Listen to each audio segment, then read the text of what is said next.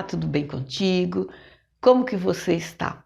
Descansamos bastante, mas agora nós vamos voltar aos nossos estudos, a nossa síntese sobre o Antigo Testamento. Na aula passada, ou a aula anterior, nós tivemos o livro de Êxodo. Nós encerramos com o livro de Êxodo. E hoje nós vamos trabalhar, então, o livro de Levítico.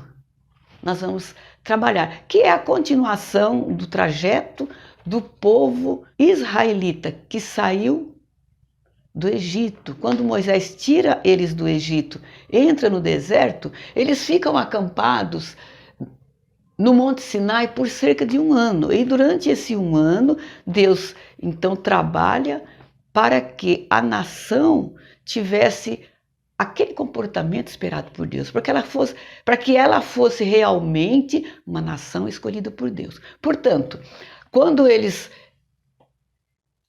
ficam acampados aqui, primeira coisa, Deus já dá os 10 mandamentos, Deus dá as leis e instrui Moisés para fazer o tabernáculo, um lugar onde Deus habitaria no meio do seu povo. Portanto, o livro de Êxodo ele vai encerrar já com o tabernáculo pronto, a tenda montada, a nuvem sobre o tabernáculo durante o dia e à noite a coluna de fogo, mostrando a presença de Deus no meio do povo, tanto de dia como de noite. E o livro de Levítico, Levítico significa sobre ou acerca dos levitas, porque na realidade o livro de Levítico, ele vai trabalhar, podemos dizer assim, a regulamentação ou a organização das leis que eles tinham recebido. Há pouco tempo receberam as leis, os mandamentos, fizeram o tabernáculo e agora como vamos fazer com essas leis? Portanto, o livro de Levítico então, ele trata sobre isso, principalmente sobre a adoração, sobre tudo que deveria ser feito com os mínimos detalhes, sobre a forma da orientação.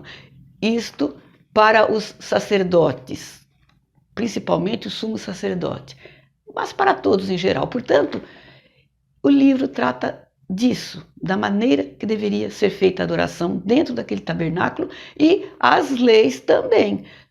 Quais as leis que Deus deu, como deveria ser, o que Deus mandou fazer, o que Ele mandou organizar sobre as leis para que a nação não vivesse segundo as leis de outras nações, mas sim seguindo a lei exclusiva que Deus deu para o povo de Israel, para o povo santo. Portanto, Levítico, então, é um livro que a autoria é de Moisés, isto fala lá em Mateus, no verso 12, a partir do verso 5, Neemias também fala sobre isso, a própria Bíblia fala sobre a autoria dos livros do Pentateuco, ou seja, os 5 primeiros livros da Bíblia, de Gênesis a Deuteronômio. A autoria é de Moisés. E também é provável, ou provavelmente, ele foi escrito durante o período em que eles estavam no deserto, de 1440 a 1400 a.C. Muitas nações já tinham as suas leis. Havia outras nações, tinham seus sacerdotes, tinham seus deuses, as suas organizações ou as suas regras sobre a maneira de servir aos seus deuses. Só que é um fato interessante que algumas ou muitas dessas nações, somente o sacerdote era que servia a Deus. O sacerdote daquela nação, ele servia aos seus deuses, ele obedecia todas as regras, só ele. Mas se nós olharmos Êxodo capítulo 19, no verso 6, ele diz o seguinte, Deus disse a Moisés o quê? Vós me sereis reino sacerdotal e povo santo. Ou seja, não era apenas o sacerdote que iria obedecer os 10 mandamentos e seguir viver de acordo com as leis que Deus deu, mas todos, a nação. Deus não escolheu um sacerdote, ele escolheu a nação. É um reino diferente dos outros reinos, é um reino sacerdotal, onde todos têm a mesma função do sacerdote, onde todos obedecem às leis de Deus da mesma maneira que o sacerdote. Povo santo. Um povo santificado, um povo separado. Por isso, reino sacerdotal e povo santo. Porque Deus escolheu a nação. Ele não escolheu o sacerdote para que ele trabalhasse sozinho. Não. Deus escolheu o sacerdote para que ele fosse o representante do povo perante Deus, naquele momento. Mas o povo tinha também que obedecer os mandamentos e viver de acordo com a lei que Deus deu para aquela nação. E nem todas as leis estão em Levítico. Nós temos, por exemplo, aqui Gênesis 17 e Êxodo 20. Em Gênesis 17, Deus deu a Abraão a circuncisão. E em Êxodo 20, Deus dá os 10 mandamentos. Portanto, as outras nações tinham suas leis, tinham suas regras, seus códigos, mas aquilo não servia para uma nação santa. Eu trouxe aqui um exemplo, o Código de Hammurabi. Hammurabi foi o 6º rei da Babilônia. E este Código de Hammurabi é uma pedra grande, tem 7 pés de altura, e nessa pedra está inscrita 282 leis. Só que essas leis, elas só beneficiam a elite. Tudo que tem nesse Código de Hammurabi é em favor do grande, do rico, para os reis, para os nobres. O povo não tinha direito a nada. Eu trouxe também aqui um exemplo de Sara, Raquel e Lia. Sara, a esposa de Abraão, Raquel e Lia, as 2 esposas de Jacó, que usaram, como era a cultura da época, naquela época eles faziam esse tipo de coisa, então Sara, ela separa a sua escrava Agar, a sua serva Agar, que servo é o escravo, a sua serva para ter filho com o seu marido. Coisa que Raquel e Lia também faz. Também cada uma separa uma das suas servas lá para ter filhos com o seu marido, para que aumentasse aquela família grande. No caso aqui de Sara e Abraão, nós lembramos de Agar, que tem o seu primeiro filho com Abraão, mas depois, com o tempo, Deus dá a Sara o filho da promessa. E o que acontecia nesse Código de Hammurabi? Esta mãe, essa escrava, essa serva, ela tinha o filho com o seu senhor, mas o filho, por lei, no Código de Hammurabi, o filho pertence à dona da serva. Portanto, a mãe biológica não tem direito sobre o filho. Legalmente, por lei, aqui segundo este código, esta criança é da mãe. A escrava não tem direito sobre aquele filho. Então nós podemos observar que é uma lei que não beneficiava de uma forma justa. Por isso era importante que Deus trouxesse a lei, uma lei diferente para uma nação que serve a um Deus. E era através dessa nação que Deus queria mostrar aos outros povos quem ele era. Mas com esses tipos de lei, com aquilo que havia naquele código, com a cultura daquela época, não era possível fazer a diferença. Portanto, Deus então traz a lei. Lembrando que na lei, lembra que o agricultor, quando ele fazia sua colheita, aquilo que caía, que ficava pelo chão, ele não catava aquilo. Aquilo ali ficava para a colheita do pobre, da viúva, do órfão e do estrangeiro. Vejam que Deus, na lei de Deus, ele se preocupava com todos os detalhes, principalmente com os menos favorecidos.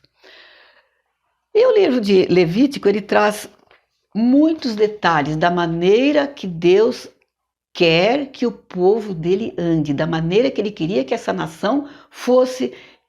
Então, ele faz restrições em muitas coisas, acrescenta algumas coisas que deveriam fazer, mas ele faz muitas proibições. Nós temos no capítulo de Levítico, capítulo 18 de Levítico, um capítulo importantíssimo, que ele fala sobre as proibições. No capítulo 18, no verso 3, Deus diz o seguinte a Moisés: não fareis segundo as obras da terra do Egito, e nem da terra de Canaã, para onde eu os levarei. Ou seja, Deus não queria que eles continuassem com aquela cultura, com aquele comportamento. Aqueles 400 anos que ficaram no Egito era para ser esquecido, porque a partir de agora eles não eram mais escravos, era uma nação separada, uma nação santa, um povo santo, um reino sacerdotal. Tinha que ser diferente. Portanto, Deus ele faz proibições. Eu trouxe aqui o verso 11 do capítulo 18, onde Deus proíbe casamento entre familiares, uma série de proibições, e onde ele também fala sobre uniões abomináveis. Eu trouxe aqui o verso 18, que muita gente critica ou questiona, muitos questionam isso, mas Abraão se casou com a sua irmã. Sim, Abraão, em Gênesis capítulo 20, no verso 12, ele confirma: Sara é minha esposa, mas também é minha irmã. Naquela época não havia ainda a lei de Deus, a lei estava sendo estabelecida agora. Lá no livro de Levítico. Depois que eles saíram do Egito, depois de mais de 400 anos, é que vem que Deus traz aqui esta lei. Onde no capítulo 18, no verso 11, ele diz que a nudez da filha da mulher de seu pai, gerada de seu pai, ela é tua irmã. É tua irmã. E a sua nudez não descobrirá. Portanto, nós temos aqui nesse capítulo 18, que eu até aconselho, leia ele todo. Ninguém gosta muito de ler o livro de Levítico, mas ele é importantíssimo para que a gente possa entender as transformações, as mudanças que acontecem com o povo israelita. Por que que muita coisa mudou como mudou? Porque antes não tinha lei de Deus, a partir de agora não.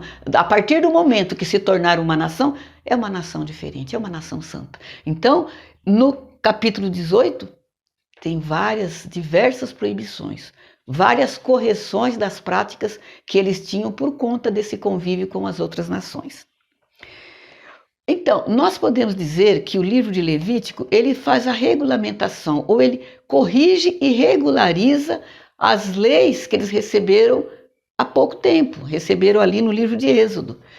Portanto, nós podemos observar aqui, olha, sobre o sacerdócio, que está em Êxodo, no capítulo 29, que ele é regularizado em Levítico, ele é colocado em prática, a ordenação, a liturgia sobre como fazer a ordenação do sacerdote está em Êxodo 29 e em Levítico, no capítulo 8, a partir do verso 10. E a partir do verso 23, então, ele traz a liturgia, que eu coloquei aqui, olha.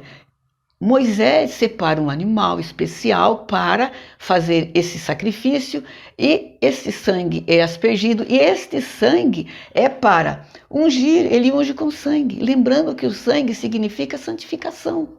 Nós só somos limpos diante de Deus através do sangue. Aqui no Antigo Testamento, o sangue do animal. Hoje, o sangue de Cristo, aquele sangue vertido na cruz. Portanto, o sangue significa a santificação, a purificação, a limpeza do pecado. E já representando o sacrifício de Jesus. E nós temos então aqui, nesta liturgia que Moisés faz para a ordenação dos sacerdotes, o que ele faz?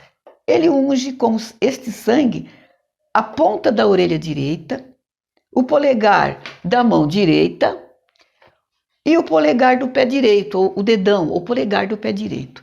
Mas o que significa isso? A ponta da orelha direita ungida com sangue para que o sacerdote seja santo naquilo que ele ouve. O polegar da mão direita ungido para quê? Para que aquilo que ele fizesse seja santo. Santo no que faz, santo no que ouve, santo no que faz. E o pé, o polegar do pé direito, para que ele seja santo no caminhar. Santo na sua maneira de andar. Por isto, é feita esta unção na orelha, na mão e no pé. Santo no que ouve, santo no que faz e santo por onde andar. A palavra santo em hebraico é Gadash. Essa palavra aparece mais de 80 vezes no livro de Levítico. E lembrando que Levítico é um livro que tem apenas 27 capítulos, mas a palavra santo aparece 80 vezes. Nós podemos ver que é uma palavra muito reforçada. Portanto, nós podemos entender o seguinte, que em Levítico o tema é a santificação. Lembrando também aqui, ó, o capítulo 10 de Levítico, no verso 1, lembrando de Nadab e Abiú. O que Deus tinha falado sobre o tabernáculo? Santificai, vocês têm que estar limpo. Porque se vocês tivessem pecado ou fizessem algo errado ali dentro, morreria. E os sacerdotes, que só eles tinham acesso, os sacerdotes no lugar santo e o sumo sacerdote no lugar santíssimo. Se entrasse ali alguém, morreria. Era somente o sumo sacerdote, que entrava ali uma vez por ano. Nadab e Abiú, os filhos de Arão, eles entraram para acender o altar do incenso, que ficava dentro da tenda. Para entrar nesse lugar, tinha uma bacia lá fora, onde eles teriam que lavar as mãos, lavar os pés, se limpar, se purificar. A água significa purificação para poder entrar na tenda, no lugar santo. E eles foram acender o incenso, o altar do incenso, mas fizeram algo errado, que o fogo os consumiu. Ou seja, eles morreram queimados. Por quê? Alguma coisa eles fizeram errado. Lembrando que dentro da tenda todas as coisas tinham seus detalhes, todas as instruções que Deus deu a eles da maneira de fazer o incenso, a maneira de fazer o azeite para o candelabro, tudo tinha os seus detalhes. A mesa dos pães, quantos pães eram, que dia que trocava os pães, tinha todos os seus detalhes. Se fizesse algo errado, eles seriam consumidos, porque ali era um lugar santo. E lugar santo é santo. Nós temos que estar realmente limpos, purificados, para poder entrar nesse lugar. E lá, ainda em Levíticos, capítulo 11, no verso 44 e 45, diz o seguinte: porque eu sou o Senhor, o Deus de vocês. Consagrem-se e sejam santos, porque eu sou santo. Deus é santo, não poderia se apresentar diante dele de qualquer maneira. Pés sujos, mãos sujas, a roupa de qualquer jeito, não. Você vai entrar na presença de Deus. Eles fizeram algo errado, é um tema polêmico, fala-se de muitas coisas, mas a Bíblia diz apenas que eles levaram um fogo estranho e por isso eles foram consumidos. Temos ainda em Levítico, no capítulo 11, Deus fala até sobre a forma de se alimentar. Eles deveriam se alimentar de uma maneira diferente. Nem todos os animais eles poderiam comer. Eu separei aqui o capítulo 11, o verso 3, onde ele fala sobre os tipos de animais. Ali ele fala que eles deveriam comer animais que tinham unhas fendidas, as unhas separadas. E no verso 3 ainda, tem dois exemplos que ele fala da lebre e do coelho, que eles não têm a unha fendida, mas eles são ruminantes. Eles falam sobre unhas fendidas e que remoem, ou seja, ruminantes. Aquele animal que regurgita o alimento e mastiga novamente. O coelho faz isso, a lebre faz isso, mas as unhas dele é juntas, não é fendida, então não pode comer. E também o porco. O porco, se você observar, ele tem as unhas fendidas. A unha do porco ela é separada, mas o porco não remói. Nós não entendemos os mistérios de Deus, isso é uma coisa de Deus. Ele separou o povo que ele separou naquele momento, não poderiam comer esses tipos de alimento. E fala sobre vários outros alimentos também. Portanto, nós podemos observar o cuidado de Deus, a forma que ele faz de separar em tudo o povo santo. A nação santa tinha realmente que ser diferenciada de todos. E somente o sumo sacerdote que entrava na presença de Deus uma vez por ano para apresentar o pecado do povo. Mas o povo fazia os seus sacrifícios diários. Quando se entrava no tabernáculo, logo na entrada tinha um altar maior, que era chamado de altar dos sacrifícios diários. Naquele altar, as pessoas, se pecassem, pegavam um animal de acordo com o seu pecado e ali o sacerdote fazia ali aquele sacrifício, aspergia o sangue daquele animal para que a pessoa fosse limpa do seu pecado. Aquilo já representando, ensinando o que Jesus faria lá adiante. Mas o sumo sacerdote tinha um dia especial, que era o dia da expiação, chamado de Yom Kippur. Era o dia nacional da expiação do povo de Israel. Então, esse dia era o dia do arrependimento. Nesse dia, então, ele separava 2 bodes, um para um sacrifício de sangue e o outro, ele colocava simbolicamente o pecado do povo sobre a cabeça desse animal, que ele era levado para o deserto, expiando o pecado da nação, e ali aquele bode morreria, que é o chamado de bode expiatório. Portanto, somente o sumo sacerdote fazia esse sacrifício, um sacrifício que tinha que ser repetido todos os anos. Em Hebreus capítulo 7, no verso 28, diz o seguinte, que a lei constitui sumos sacerdotes a homens fracos, mas a palavra do juramento, ou seja, a nova aliança, que veio depois da lei, constitui o Filho perfeito para sempre. Ou seja, depois a nova aliança, o sacrifício de Jesus, é o sacrifício que é perfeito e é para sempre. Portanto, esta é a diferença entre o sacrifício do sumo sacerdote, que o transformava em homem fraco, porque o seu sacrifício dentro de um ano não valia mais. Comparando com Jesus, que fez um sacrifício de cruz eterno. Jesus é realmente o sumo sacerdote por excelência, perfeito, perfeito. Aqui em Romanos, eu coloquei aqui no cantinho, capítulo 3, verso 19 e 20, diz o seguinte, tudo o que a lei diz, aos que estão debaixo da lei, que toda a boca seja fechada e todo mundo seja condenável diante de Deus. No verso 20 diz o seguinte: porque pela lei vem o conhecimento do pecado. Ou seja, a lei só apontava o pecado que era ali apresentado a Deus uma vez no ano, limpava-se aquele pecado através do sangue, mas daí a pouco o pecado estava de volta. Portanto, a lei só mostrava o pecado, só mostrava o pecado. Agora, o sacrifício de Jesus, ele é perfeito. Como ele fala lá em João capítulo 10, no verso 10. Eu vim para que tenham vida, e vida com abundância. É isso que nós precisamos entender. A diferença do sacrifício do Antigo Testamento para o sacrifício de cruz de Jesus Cristo. Sacrifício eterno e para sempre.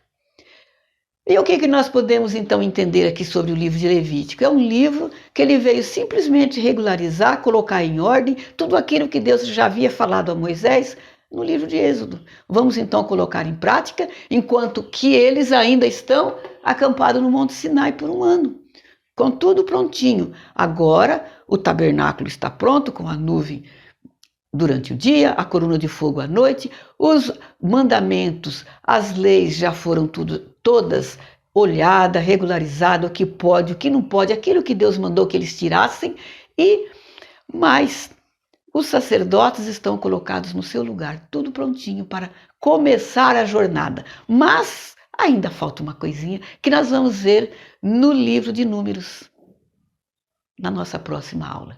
Nós vamos ver então quais os detalhes que ainda faltam para que eles possam dar início à sua caminhada pelo deserto, com tudo perfeito, de acordo com a vontade de Deus, com o plano de Deus para a nação santa, para a nação de Israel. Nós vamos encerrar a nossa aula aqui e na próxima aula nós continuaremos com essa trajetória do povo de Deus. Eu espero que você tenha entendido e gostado e só posso te agradecer. Muito obrigada pela sua atenção. Compartilhe com seus amigos, com a sua família. Obrigada.